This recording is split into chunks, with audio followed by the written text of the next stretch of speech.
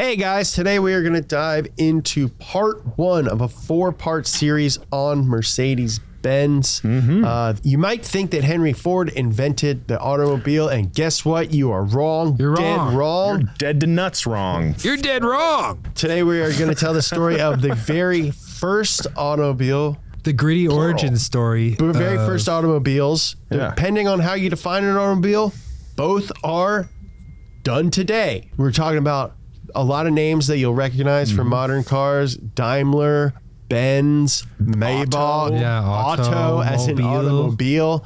The very essence of cars, the primordial sludge of the automobile. And James pisses me off towards the end with a joke, so be sure to watch until And then. I say it over and over and over It's again. a great joke. We're not going to give it away in the intro. Daimler Maybach. No!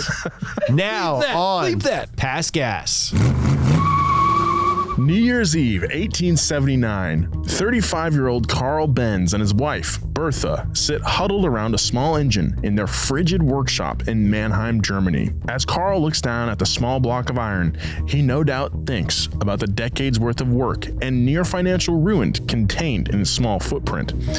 But even if he can finally get it to run smoothly, it's only the first step. His end goal is to use it in a horseless carriage with hopes of changing the way people move. The moment of truth, he spins the enormous flywheel and the 2-stroke engine spins to life.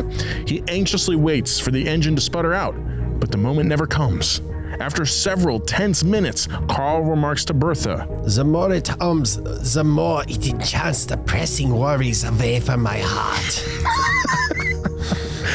but not in his wildest dreams could he imagine what he had set into motion. How did Karl Benz, Gottlieb Daimler, and Wilhelm Maybach revolutionize the internal combustion engine? How did they create an industry from essentially nothing? And how is the story of the automobile itself inextricable from the story of Mercedes-Benz? Well, today on Past Gas, it's the first episode in a 4-part series on the history of Mercedes-Benz. I'm stoked. LFG, let's freaking go! Let's go.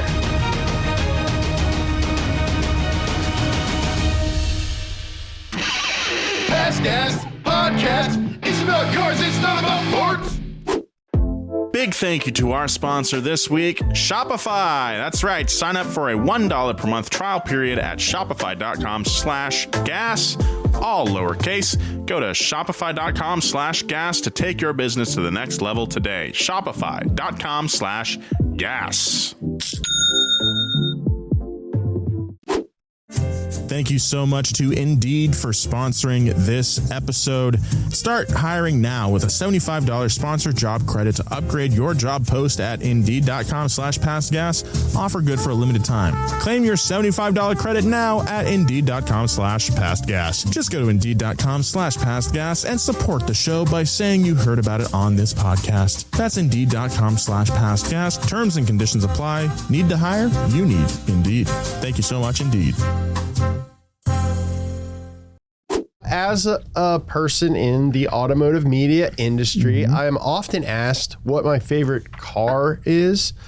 And I don't have a favorite car. I feel like if you really like cars, you don't have a favorite car. Like a rotating top. Yeah, you like whatever. Well, they're like a like bunch of children. cars. How are you going to pick your favorite children? For sure. But I would say that more often than not, I think Mercedes-Benz is my favorite car company. Really? Yeah. Because they make like race cars and dump trucks. Yeah. Like they're, we don't see their entire like breadth here in the States, but if you go over to Europe, like Mercedes makes so much stuff. They're like Ford, but Mercedes. Truly, yeah. Yeah. I think it's more of a special brand in the U.S. because of that. Yeah. Because you go over and like, I remember going to Sicily when I was like 16 or something, and my parents were like, "We got a Mercedes." And it was like a C-Class. And looking back at it now, I'm like, "It's a C-Class." That was like a Hyundai Elantra. Yeah, but back then I was like, "Whoa." Oh, Mercedes. Yeah. All right, Whoa. Dad. I can Okay, see Dad. a dog burning on the side of the road from this beautiful air condition. That's a real thing. You saw a dog burning on the side of the road? Yeah, there was a dead dog, and we passed it, and my parents were like, "Don't look."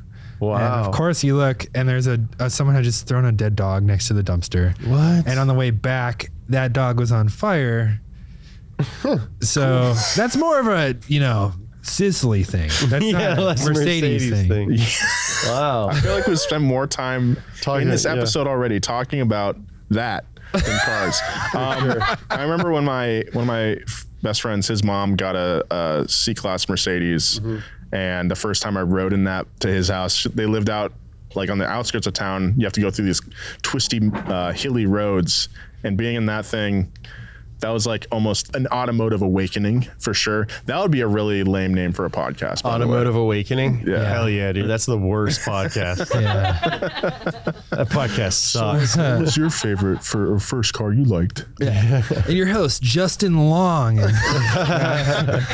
But yes, Mercedes, man. Like I can't. We're gonna do this is 4 parts of this. Yeah, it's we been have it planned out, by the way. We do. Yeah. For It's once. outlined. Yeah. And that's exciting. We haven't done a multi-parter in a long time. Especially not a 4-parter. I really like multi-part episodes. I love diving deep into all the details. Donut from the beginning has been founded on our interest in automotive history and really just the little Stories. intricacies and the stories that have contributed to where cars are today. It's a fascination of mine, and I'm really excited to just really touch on, like I said, oftentimes my favorite car company ever. I own a Mercedes, by the way. With these legacy companies, I own a Mercedes, by the way. By the way, I own a Mercedes. by the way. I own a Mercedes, I by live the in way. Los Angeles. I drive a Mercedes. I drive a Mercedes in Los Angeles. don't even worry about it. I don't anymore, though, because Riley took it. But I think with these legacy companies, wait, what? I don't drive my Mercedes anymore. Riley She drives took it? it. Yeah. Oh, She looks way cute. in it. My girlfriend drives my Mercedes to Equinox in LA, dude. It makes me proud of myself. she spilled acai all over the seats. So All right, I'm going to say my thought. In the back. Okay. I'm going to say, with these kind of companies, you knowing that there's 3 more parts coming, you get to look forward to the cool eras that you really love. And there's a lot of Mercedes And eras. it's like Dark Taylor ones. Swift, but cars, dude. Eras. Yeah. Except less mid. Yeah. Ooh, Nice. I'm sorry. Way. I know it's it's so dude. Nice, mainstream. dude. I love that I know about it's you. so mainstream to not like Taylor Swift, but come on, I want to watch the Chiefs. Not think about her. I'm glad we found a way to mention Travis Kelce and Taylor Swift on our car podcast. Yeah, which proves the reach that she has. It's true, yeah. Anyway, jeez. Anyway, my name is Nolan Sykes. Almost forgot to do intros. Across from me is I'm gonna James try- Pumphrey. I phone in my catchphrases all the time, and I really want to get one that sticks. Let's try it out. I got a bunch on the YouTube channel Yeah, that let's- ended up on T-shirts, and for some reason on the podcast, I'm like, yeah, whatever, Yeah. what's up, you know? So you got something for us? Come back to me. Okay. Come back to me is good. That's gross. And Joe Weber. What's up, Joe? What's up? I don't know. This is a late record. Yeah, you guys it's- talked it's, about our 8 a.m. energy. This is 3:15 3:15 on a energy. Friday, I just dude. got out of school in my head. Friday, dude. All right. Okay, I got one. Oh, Yeah. okay. And across from me is James Pumphrey. Let it rip. Nice. All right. It's okay. It's fine. Fits with the past guest. I know. You let Oh, farts it rip as well. fart. Yeah. I was trying to think of something that we could say in a car. Yeah. Let it rip. All right, let's get into Mercedes part 1. Here we go. The early days in this episode here. Karl. I've got the Benz. Nice. Radiohead. Yeah. Nice. It's my favorite Radiohead album, Benz. The Benz. Karl Friedrich Benz was born on November 25th, 1844 in Mühlberg, Germany. His childhood was marked by poverty. His father's name was Greg. His father, It's Gorg. George worked for the railroad and barely managed to make enough to sustain the family and passed away when Karl was only 2 years old. His mother, Josephine, was resolved to get her son an education, damn it. From his earliest years in school, Karl showed promise at chemistry and mechanics. At age 15, he passed the entrance exam for the Mechanical Engineering Studies program at Karlsruhe Polytechnicum. That's a school. It was there that he met Professor Ferdinand Redenbacher. I love his popcorn, dude. Yeah. Ferdinand Redenbacher's popcorn. Redenbacher is often credited for transforming mechanical engineering from a workshop profession into a science in Germany, and whose teachings and belief the steam engine was becoming obsolete would shape Karl's beliefs and aspirations. It's very inefficient to cook popcorn kernels with. After graduating from Karlsruhe in the early 1860s, Karl began his career working various engineering and construction jobs in Germany. But all the while, his entrepreneurial brain was churning away. While it's impossible to know when exactly Karl first became intrigued by the idea of an engine-powered horseless carriage, many had attempted to make a horseless carriage since at least 1769, but none of them had worked reliably, if at all. Meanwhile, internal combustion engines had existed in various forms since the early 1800s and were revolutionized in 1867 when Nicholas Otto created the first four-stroke engine, an invention that would quickly find its way to power machinery in factories. By the time Karl met Bertha Ringer on June 27, 1869, his idea to power a carriage with a combustion engine was in place. He even discussed the idea with Bertha and her mother on the day they met. Bertha was enamored by Karl's intelligence and big dreams, and the two were engaged within a year.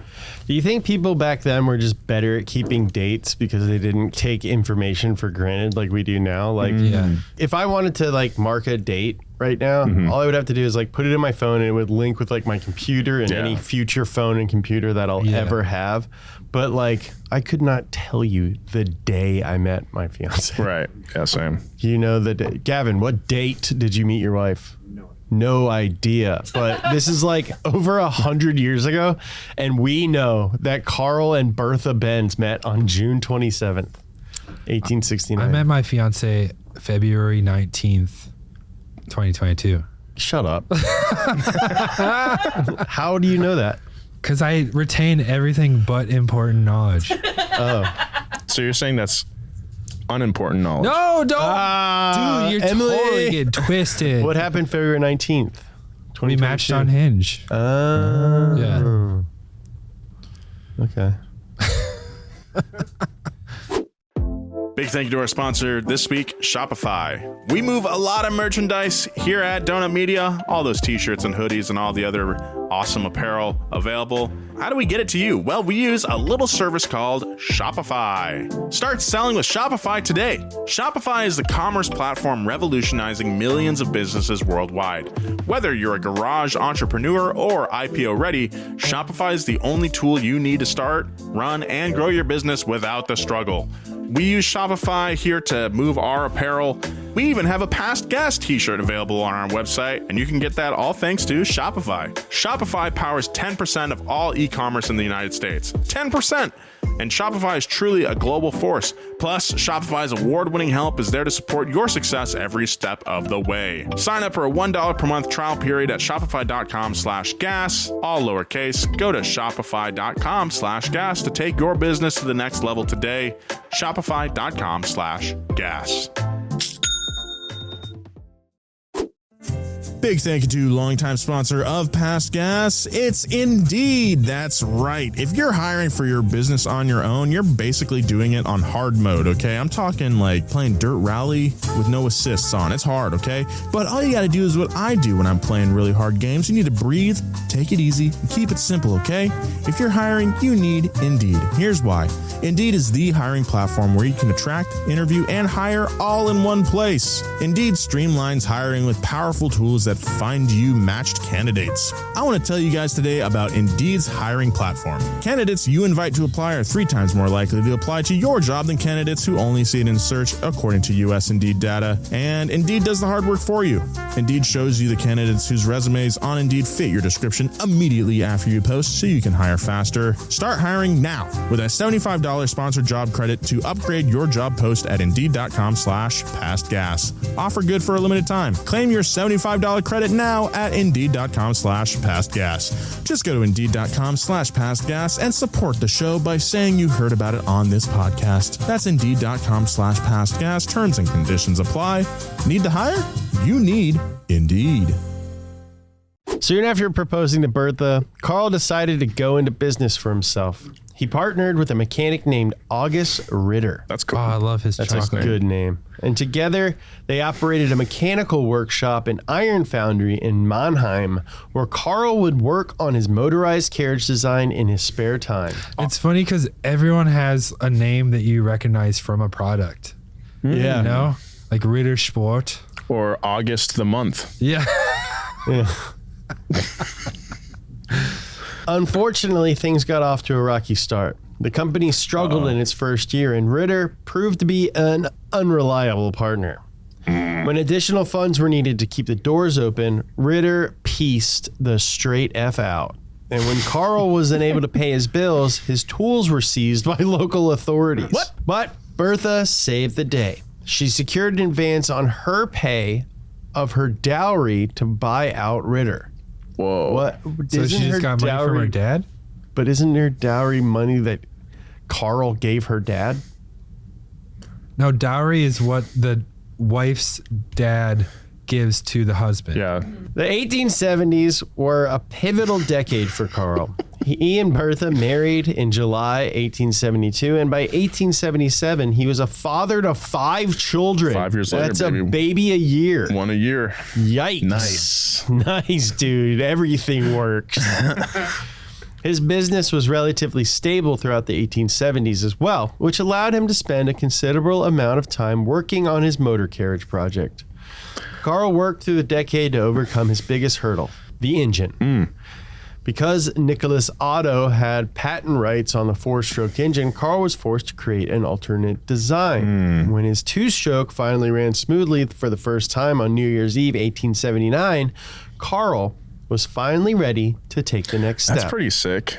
Like Yeah. getting the project done on New Year's Eve. You're like, next year's gonna be different. Yeah. I can't celebrate until I get this working. Yeah, we're gonna start next year off with a working engine Yeah. from day one. That's it. Q1 working engine. Q1 working engine. To infuse more cash into the business, he began patenting the inventions he created for his 2-stroke engine, including an engine speed regulation system, an ignition via a battery system, spark plugs, gear shifters, and water-cooled radiators. Wow. In 1881, Karl took on a new partner named Emil Bueller, a successful local photographer, to help with financing the venture. Karl's domain would be supervising the construction of the stationary engines, while Bueller handling the sales and marketing. Nice. Unfortunately, as it had been with Ritter, Karl's new partner was unreliable. A what's with these photographer guys? who said he's going to take care of sales. I was going to say, photographer, he's probably out there when he's supposed to be taking care of the car stuff. He's probably doing a photo shoot with some model. Yeah, there's probably, Saying, hey. being weird. Yeah, being weird. It's probably being weird to some model. Less clothing this Yeah, time? maybe, I don't know, you're so beautiful. And just show it off. Anyway, Bueller had hired a sales agent named Otto Schmuck. He would spend more money promoting sales than he took in. Is that where the word schmuck comes from? Karl was forced to take out a loan to keep the business afloat, but Dude. given his spotty financial history, he was required by the bank to incorporate before he could be given any more money. Karl scrambled to put the corporation together. To get the necessary deals done, he was forced to bring in other investors and became a joint stock company, officially establishing Gas Motoren Fabrik Mannheim in October 1882. In the end, Karl was left with only 5% of his company's shares and was downgraded from his position. What? Man, dude, come on. You suck. One of Karl's highest priorities was building a small 4-stroke engine, now released from patent protections, for his motor carriage project. But the newly established board of directors had no interest in the project and didn't take many of his ideas or opinions into account for business operations. Why did they join? Within 3 months, he and the board were at odds, and the board even called his sanity into question. Karl packed his things and left the corporation in the fall of 1883. Not only had he lost his business, but unbeknownst to him, he had new competition. Why join the company? Why join the board? Why buy in if you're going to... If you hate everything the dude does, Yeah. I think they were moles. they're jerks. Hostile takeover, perhaps? Yeah. This is Kendall Roy. And Yeah, these are a couple of my dad told me to. Because my dad told me to. Gottlieb Daimler was born on March 17th, 1834 in Schondorf, Germany. Though Daimler had shown interest in public service as a young boy, an unstable political climate led him to a 4-year rifle apprenticeship instead. After completing his apprenticeship and spending some time getting practical experience, he decided to enroll in an advanced vocational course in Stuttgart, and in 1857 found himself in a 2-year engineering course. After finishing this course, Daimler bounced from job to job across France, England, and Germany before he found stable employment around 1870 in Gasmotorenfabrik, home to Nicholas Otto and his patented 4-stroke engine. So he's working for the guy, the main dude. Yeah, automobile. It was here that Daimler would meet Wilhelm Maybach, whose brilliance impressed Daimler so much he convinced Deutz management to make him chief engineer of the design division. Together, Daimler and Maybach began studying Otto's 4-stroke engine and continued to refine it together until 1875, at which point they were convinced it had reached its potential. They're like, this is it. This is about as good as they get. Yeah. It's 1875. I cannot see how cars can get any better than this. This is the best it's going to be. However, Otto wasn't a fan of their adaptations. Fearing the integrity of his patent would be challenged by the developments made on his engine design, Otto left the business side of Deutz to work on a lighter 4-stroke engine. Daimler, headstrong and unafraid of conflict, challenged Otto, leading to patent disputes. And while Otto was the engine's inventor, rights had been given to Deutz to manufacture the engine. And while exact details are unclear, it is believed that Daimler's argument was that the developments he and Maybach made to Otto's engine was their intellectual property. In September of 1881, the dispute became so heated, it was suggested that Daimler set up a new office for the company in St. Petersburg, Russia, in hopes his absence would ease tensions. Otto, however, was unconvinced the conflict would be resolved if Daimler remained at the company in any capacity at all. So before the end of the year, Daimler was asked to leave the company, and he convinced Maybach to resign with him. Imagine if like IP didn't exist and everything was like common use, like how fast progression would happen. People aren't just like, this is mine. This is my valve design. And it's like, chill, dude. Let me use your valves. I'm kind of all for, I think it's important that if you spend time designing something.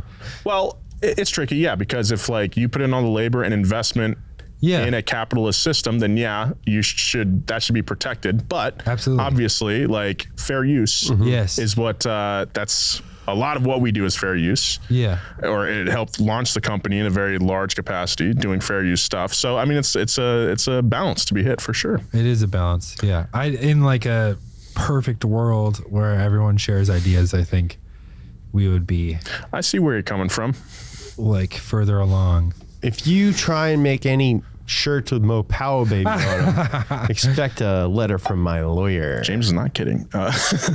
A big thank you to our sponsor this week, HelloFresh. The holidays are right around the corner, and HelloFresh can help take the stress out of dinner by delivering everything you need to cook up tasty meals right to your door, saving you tons of time. Everyone wants to cut back on errands and spending time in checkout lines this time of year. You know how it is. So skip that extra grocery store trip. Instead, get fresh ingredients and delicious recipes delivered with HelloFresh. You just pick your meals, decide on a delivery date, and you sit back. Me and my fiance have actually been kind of long time members of HelloFresh, and let me tell you, it is super duper convenient. Not only is it convenient, but it's truly delicious. They got some banger recipes. Go to hellofresh.com/gasfree and use code GASFREE for free breakfast for life. Yeah, one breakfast item per box while subscription is active. That's free breakfast for life at hellofresh.com/gasfree with code GASFREE. Let me tell you something, I might actually take advantage of this. So thank you very much to HelloFresh, America's #1 meal kit. Big thanks to BetterHelp for sponsoring this episode of Past Gas. There's been many a time when I was just uncertain about my future. Sometimes in life we're faced with tough choices and the path forward isn't always clear. No one's gonna give you a playbook for how to live life.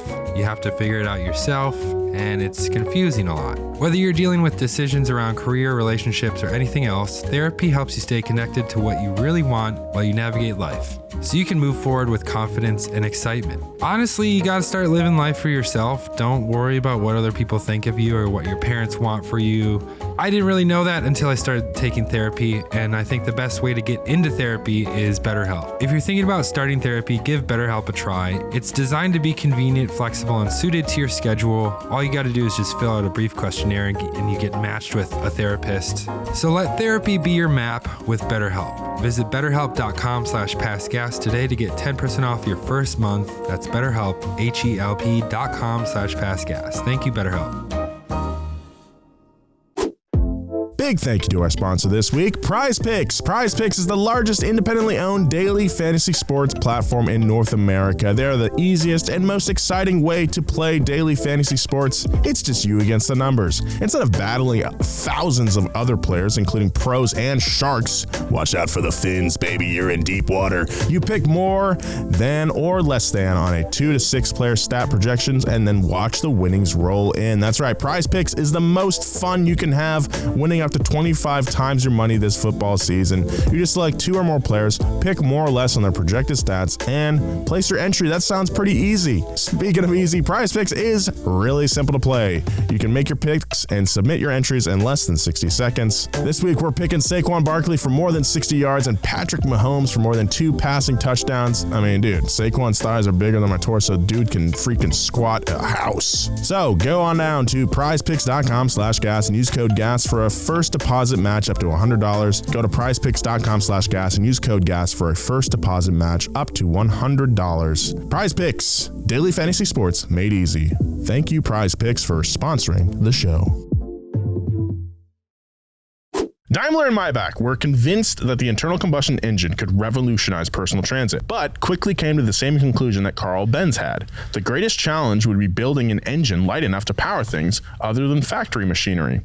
Using their shareholding revenue from Deutz, the two pooled their finances and set up shop in a small greenhouse behind Daimler's villa. He's got a villa now? Hot. It's talking about a friggin' villa? In Bad Cannstatt, that's the town, and set to work in October of 1882. It seems hot, like hotter than a shed. That would be really hot. Yeah.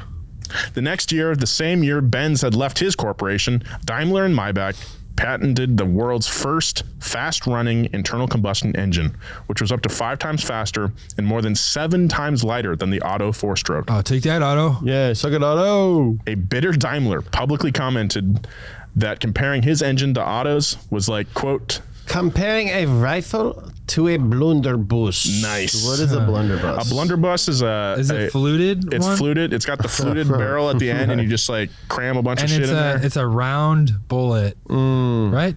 I think it is like a ball. So Yeah. it's so it's like inaccurate. a It's like a pilgrim gun. It's huge like a though. pilgrim gun, It's yeah. a big one, A pilgrim gun. and it's heavy. That's why I think we making that. Well, it's just Dude, technology. blunderbusses are sick, actually. You want one? I like their profile. They look You cool. want one? I'll get you one. You give me one? Yeah. Hell yeah. Thanks, dude. Blunderbuss, Facebook Marketplace. That's blunderbussin'. But I think the Blunderbusses are cool. point is that it's heavy and inaccurate. Yeah. Karl, meanwhile, was determined to resume work as quickly as possible on his motorized carriage. It was Bertha who convinced Karl to seek investors, and he soon found 2 businessmen who shared his passion, named Max Caspar Rose and Friedrich Wilhelm Esslinger. The 3 men jointly financed the creation of Benz & C. On October 1st, 1883, with a primary focus on manufacturing industrial machines and stationary gas engines, the business was quickly profitable and provided Karl with a steady income to work on his motor carriage. When it came time to build the chassis, Karl decided that instead of putting the engine on a carriage, he would build a carriage around the engine. Fascinating. He ultimately decided upon a tricycle configuration. Hell yeah, dude. Hell yeah, dude. Like a key, Like a peel. which he believed would be lighter and easier to steer. Using a drive chain technology similar to a bicycle, Karl finished constructing what many consider to be the first automobile in 1885, the patent Motorwagen, Hell yeah. a 2-seater tricycle with a 4-stroke, 1-cylinder gasoline engine, making 2/3 of a horsepower. They've got a replica of one of these things at the Peterson. I saw it the other day. I've got a picture of it, me crouching down next to it. Oh, like- over the wire, dude. I got Nice, permission from Whoa. museum staff. That's Nice. tight. Dude, cool. we run that place. Hell yeah, dude. Yeah. Yeah, dude. Although I did get in trouble last time I was there. Oh. I remember trying to get this as fast as possible in Gran Turismo. I think it's like 12, 13 miles per hour down. It's hauling ass, dude. Yeah. That's tight, dude. The first few trials of the Motorwagen in the fall of 1885 were hardly successful. On the initial test drive, the engine stalled, and after it was restarted, the drive chain snapped. Oh, man. It's hard to get Because it was made chains, of too. horse veins. Which was the most plentiful material at the time. At the second test a week later, Karl somehow managed to drive the Motorwagen straight into the wall. Oh my God. It's not that fast. And its third and That's so somewhat funny. successful test, Karl's son, Eugen, Eugen. There you go. which is what they modeled the sound of a horn after. Eugen. Well, he had to run alongside the Motorwagen carrying a can of gasoline as it wasn't yet equipped with a fuel tank. Faster, son. Faster, Jürgen! Faster! Despite the rocky start, Karl could claim a victory when on January 29th, 1886, he received a patent for the Motorwagen, a document now widely considered to be the birth certificate of the automobile. Hell yeah, dude. That's like The first car ever was born like- January 29th, 1886.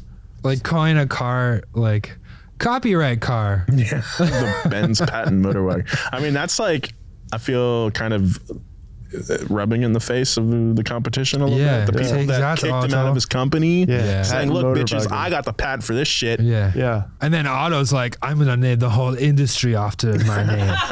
The automobile.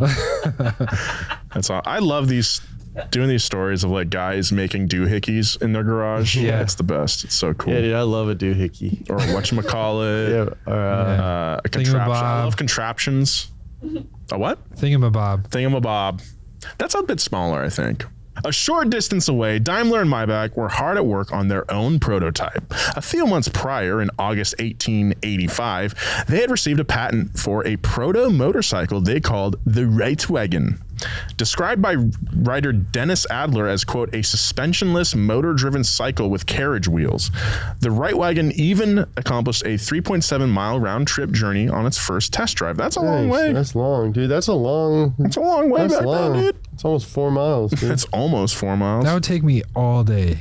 That's long. That's far. In 1886, only a few months after Karl's Motorwagen had hit the road, Daimler and Maybach successfully tested and patented the first four-wheel, four-stroke motor wagon, the Daimler Motor Carriage.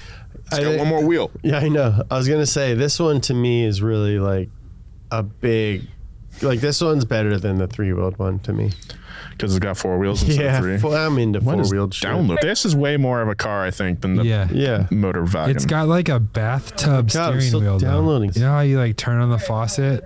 Oh, That's yeah. how you steer this thing. Yeah, it does look like a giant knob. That same year, Daimler and Maybach also unveiled the world's first motorboat. Nice. Critics gave both motorwagons mixed reviews. They're like, hey, both this shit sucks. Wait, who? What kind of critics were back then? Horse critics? They had, You're like, this thing isn't even cute. yeah. You can't kiss this Where do you one. put the carrots? Yeah. This thing's personality sucks.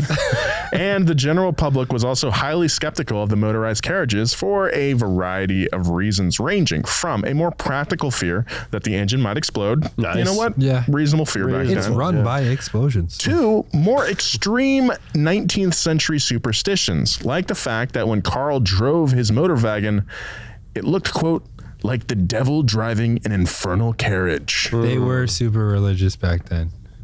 Everyone. This wasn't was. that long ago. People are super religious now. I know, like even more extreme now. Some level of mistrust was justified as a few public displays had gone poorly, including one event where the driver lost control and hit a wall. Karl, being the perfectionist he was, used these test failures as an excuse to avoid putting the vehicle into production and limiting testing to his yard, around the workshop, and nearby roads. He also always had mechanics riding along with him. Smart. I mean, shouldn't he be a mechanic? He invented the dang thing. Yeah. He's like, look, man, I just build it. I don't fix it. Yeah. But everything was about to change because of Bertha Benz. Here at Past Gas, we've covered this topic before in an episode titled Bertha Benz. Was this the first road trip ever? It was. It's a good episode. Yeah. But here's a quick refresher. Bertha wanted to prove to the general public that her husband's invention could drive the way people travel, so she hatched a plan. Unbeknownst to Karl, Bertha set out from Mannheim in the patent motor wagon Model 3 with two of their sons. Nice. The panel gaps on that thing were probably horrible. And traveled to her mother's home in Pforzheim, which was 66 miles away. She left before Karl even woke up, something she described later as a real conspiracy. Nice. It's so sneaky. With a 120 plus mile round trip, Bertha proved the readiness of his invention to Karl and established the potential future of the automobile to skeptics and caused an avalanche of publicity that intrigued the public. The drive is also considered the world's first practical real world condition test and prompted Karl to add a lower gear for climbing hills and brake lining, and proved that the real world testing was an essential step for future development. Because she improved the brakes. She used like little copper disc brakes or something that she fabbed up herself. And wasn't it like a stick with a thing on the, like a rubber thing on the bottom? yeah, I think the original one was like, you just, you know, like a go-kart brake where you just like hit the tire or whatever. But she improved it on this trip. And also the hill thing is because she went through the hills and had to have like a bunch of boys push her up a hill at some point, and was like, that must have been the best day of their lives. I know. Oh, this like devil carriage comes out of nowhere, and suddenly you and your friends have something to do for an afternoon. Yeah, it wasn't no PlayStation back then. Tell you what. Tell you what. That PlayStation back then, grass. Yeah. Not a lot of games. Not a lot of games. Some good ones. Some good ones. Some Worms. classics. Some classics. Like chess. Chess. Sticks. Stick and hoop. Stick and hoop. Stick. My favorite game is Stick. You know what Xbox was back then? What? Rocks. Hey. Yeah. Nice. Oh, my Xbox is bricked. My freaking mom took away my rocks. That probably was that happened. Yeah. Like, especially if you had a really nice stick Yeah. that you love playing with. Like, Don't stare at that stick all day. You'll go blind. I told you, you've had enough stick time today. Go stare at grass. in September of 1888, Karl displayed the Model 3 at the Munich Engineering Exposition, offering test drives. A newspaper wrote, quote, Seldom, if ever, has passerby in the streets or our city seen a more startling sight. another said, Without any sign of steam or visible means of propulsion, human or otherwise, the vehicle proceeded on its way without difficulty and was followed by a great crowd of breathless pedestrians. because they're trying to keep up. They're like, can I get a ride? It's probably just spit now. We've So never much run exhaust. before. Jogging wasn't really a thing. Till like the 60s Well, it or wasn't 70s. a thing that people had to do. Like, it wasn't a thing that you had to like think about doing. Yeah. It was a thing that you did if you wanted to get somewhere faster. Yeah. So like people ran, they Yeah. just didn't have to make it on purpose. But that's Yeah. crazy to me to think, oh yeah, like, people ran. People ran. It's jogging being like an activity is a product of people not running so much that they're like, you know what I'm going to do? start running. Run. Yeah. That was just called faster. Karl was convinced that this was the future, and despite his skeptical business partners, Benz and C began manufacturing the vehicles for sale in 1888, becoming the first company in the world to do so. As the 1880s came to an end, Daimler and Maybach could lay claim to tremendous strides as well. In addition to starting the world's first taxi line in Stuttgart in 1888, the two had also developed a 2-cylinder V engine, a V-twin, which had the best power-to-weight ratio for an engine at the time. The engine was fitted to what would become known as the wire wheel car, which featured the company's first purpose-built auto chassis and several remarkable technological developments, including a 4-speed tooth wheel gearbox. It's like, I just imagine that thing just grinds like hell if you don't get it right. Gotta really mash It had a steel tubular frame, which served as the cooling water circuit as well. So the That's coolant really going through the That's frame super rails. cool. We were just talking we were about talking about that some yesterday. build having that, right? This car also had axle pivot steering. So that's really dope. Dang. By 1890, Dang, guys. I'm really learning a Wait, lot. so it's like a solid axle and the axle just turns? No, the I think pivots?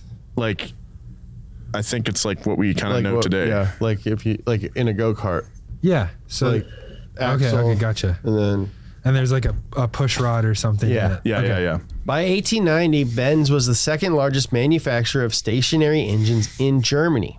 After taking home a gold medal for his Model 3 Motorwagen at the Paris exhibition, Karl hired 2 new partners to handle his day-to-day business operations in order to give himself time to dedicate to engineering. Daimler and Maybach were also restructuring and established Daimler Motorwagen Gesellschaft. Oh, I love that word. Gesellschaft? Gesellschaft. It's like yeah. G-Wagon. Yeah. Yeah. Oh. Or DMG. In November 1890, DMG carried its predecessor company's forward-thinking approach, seeing potential for the combustion engine in all forms of transit, including public transit. Sales took off towards the mid-1890s, and both companies began to act as if they were in competition with one another. Oh. Benz res- us. Look, are we competing? Benz responded to the four-wheeled Daimler motor carriage with the four-wheeled Benz Victoria, with a K, a more luxurious and reliable alternative to the Model 3. It was shortly followed up by the Velo, a smaller version of the Victoria, and is considered by some to be the world's first compact car. The two Benzes would become the world's first successfully marketed horseless carriages, with at least 1,200 sold between 1894 and 1901. That's a lot. The two companies also competed in the commercial vehicle space.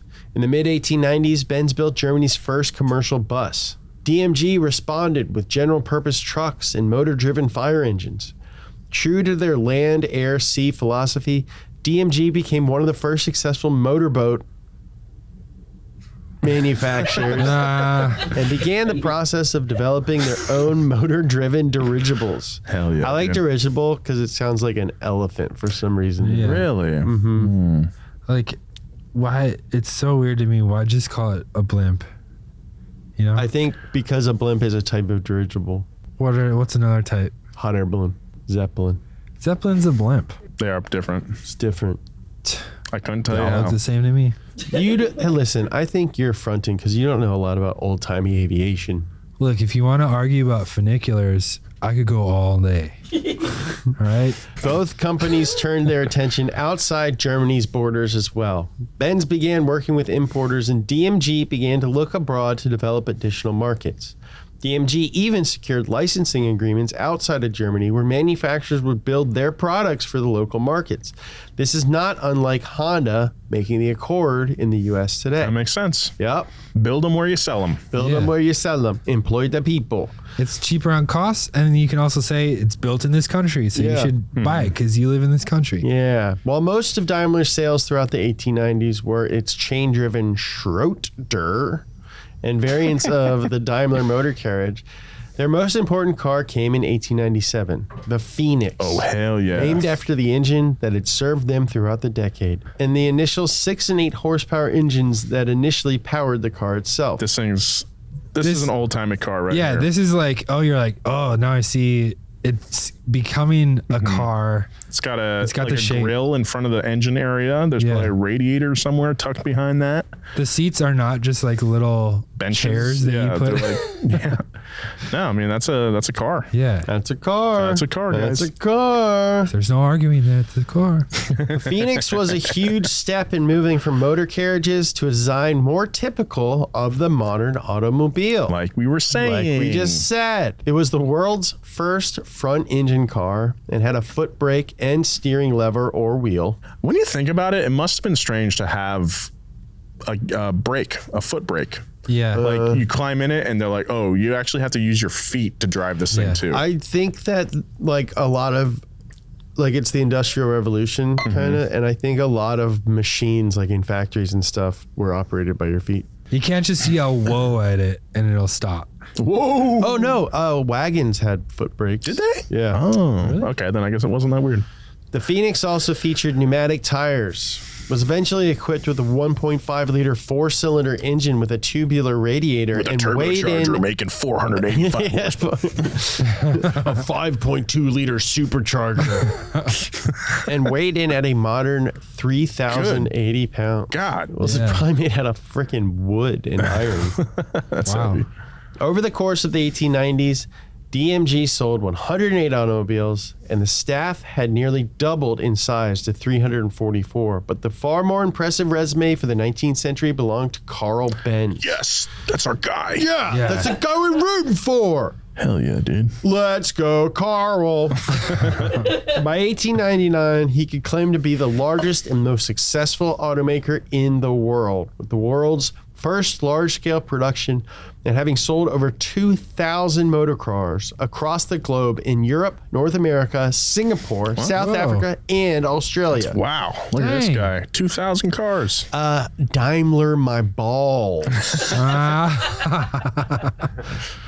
Daimler my sack. Yeah, how about you about Daimler my balls sack? That's just all right. Yeah. My sack, my back. I know I got it. Yeah, Daimler my But what is sack. Daimler's? How about you Daimler my sack? See, he said the thing I said, but like different. I still don't understand what Daimler is supposed to represent. Daimler all on my sack. I get it. It sounds funny if you say it funny. How about you Daimler my sack and motor carriage my balls in your mouth? You've been making that joke for a while now. Yeah. Oh. Nice. Joe's mad. Joe's mad. Daimler my balls. The car was going global thanks to these two companies, and what began as a novel means of transit and a display of wealth would soon revolutionize the way people moved themselves. Neither company could imagine in that just a few short decades, nations would be devoting enormous sums of money to building infrastructure to support their inventions. But before the Autobahn would be built, the competition between Benz and DMG would heat up dramatically, and the two would find themselves not only competing for sales numbers, but on the racetrack as well. And it would be DMG who got the better start. Uh-oh.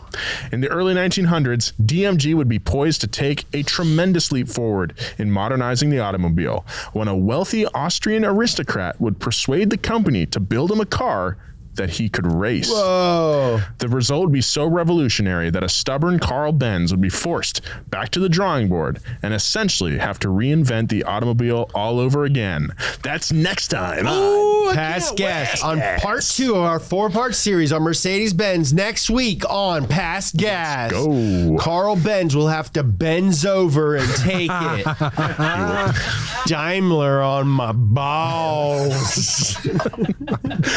That was a great first episode Great first of the step. series. This is the very beginning of cars. To understand the car, you That was a great first episode great first of the step. series. This is the very beginning of cars. To understand the car, you got to go back to the beginning of the car. That's what we just did. I'm really looking forward to it. Guys, we're only at 1900. I know. I know. Where do we go from here? Where do you go?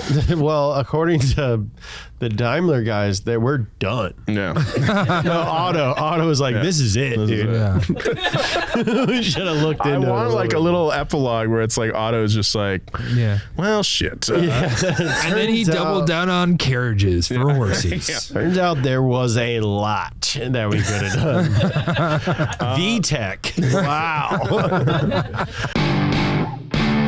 We got some listener mail this week. I'll keep it short. James's new name is James Piston. No discussion needed, because he wanted a new last name. Secondly, the yellow stuff in a crab is an organ. Basically, it's pancreas, so it filters out the bad stuff. Maybe try no eating organs sometimes. Josh Hudson. Well said, Josh. Well said, Josh. That's gross. Were we talking about crabs? We're talking about crabs. We're talking about the mustard. Yeah, crab mustard. It's yummy. Don't want to eat a pancreas, I guess, or I don't care. I mean, you're eating an animal. Who cares what part it is? Well, I mean, they're... It's the filter of the animal. Yeah, that it's is all the kinda bad gross. stuff. Supposedly, it's probably a lot of microplastics in there. Oh, Gives it a yeah. nice chemical. But you were the one that made those microplastics, because we just found out that tire stuff is the most microplastics in the ocean. Yeah. Tires. Because That was not well said at there's all. so many tires in the world. Yeah. In a previous episode, I did mention that I want to change my last name. Yeah. Thank you for submitting James Piston. I don't think I'm going to go with It's it a little on the because nose. someone could say to my kids, "Hey, I pissed in your mouth." Oh, dude. Did you think of that, Take Josh? in, like school bullies when choosing Got a child's to. name. Yeah. Daimler my balls, Josh. Nice try. So Pishigan is still the number one last name? Yeah. Pishigan. Either Pishigan or Reptile, or both, hyphenated. James Reptile. Pishigan Reptile. I pished again in your mouth. Ah, okay, that's gotta go. Crap. Okay, well, if you guys have an idea for a new name for my family, Keep I'm 'em open coming. to it. Keep 'em I would coming. like to change my name. Something strong, something cool, something like Shelby. But you know, all right, cool. You can submit those at passcast@donutmedia.com. Yes, sir. Yes, sir. Join us next week for part 2 of our 4-part series on Mercedes. I love these multi-part episodes. Yeah. Thank you guys for listening to this. Tell a friend about it if you like it, you think they like it. If you haven't already, check out our YouTube channel. If you're a longtime fan of Donut and you want some Donut apparel or accessories, we are now available at all Zoomies in North America and select Blue Tomatoes in Europe, which is a store in Europe. Take euros. I still have like 20 euros because I didn't get them exchanged. Dude, you could buy most of a shirt at Blue Tomatoes. Let's go. All right. I'll book All a right. flight, 12-hour Cool. flight. Let's do it. Thank All you. right.